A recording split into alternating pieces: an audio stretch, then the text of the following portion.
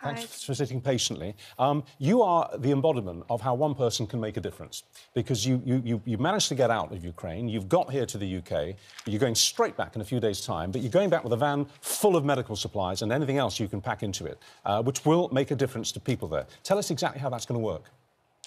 Well, you know, when I was in Ukraine, you know, these last 10 days, 11 days, volunteering, you know, every single day you deliver an extra medication, but 10 more are needed. You deliver an extra bandage, but, you know, 50 more are needed. You try and save one person's lives, but, you know, 10 more lives are lost. And the more you work and the more you coordinate, you realize there's just not enough because of the cost of this war and what's building up. So for me, it was a very simple understanding that I have access to London and I have access to England that a lot of people in Ukraine don't. And I have access to a place where there's a bounty of these supplies and it's safe here. So I decided that I needed to come here. I needed to fundraise through my friends. I've had really kind friends who've also offered to lend me their vans to help collect all these things. And we're going to be going around local communities, cafes, trying to work with whatever businesses, whoever is willing to donate and help us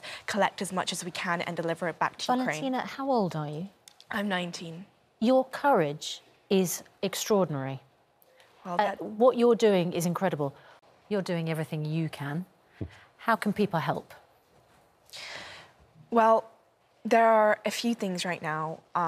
The humanitarian effort that has been coming from a lot of the West, from a lot of people here, has been amazing. And I would like to encourage people to keep donating, keep delivering supplies, you know, keep trying to get as much aid as you can into Ukraine.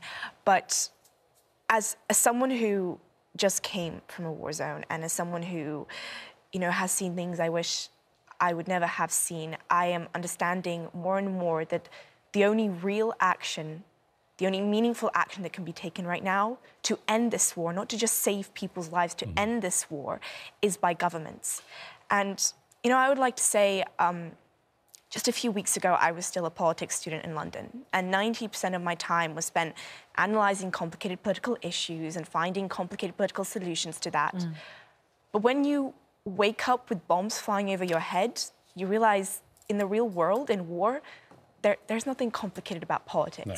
There is good and there is bad. There's people's lives and there's people's deaths. And these hour-long discussions and excuses that are given by governments, by NATO, by the world for why we can't do this or that, that is just pure hypocrisy. Well said. Very, very quickly, in a few days' time, you will have your van full of medical supplies and you will be driving back to Ukraine. Which way will you go? How will you drive back? Which countries will you go through? Well, I'm planning to go the way I came here, so hopefully through Romania and Moldova. OK. And take care of yourself. Well, drive safely, and I think you're remarkable. Thank you very much. Thank you. It's good to see you.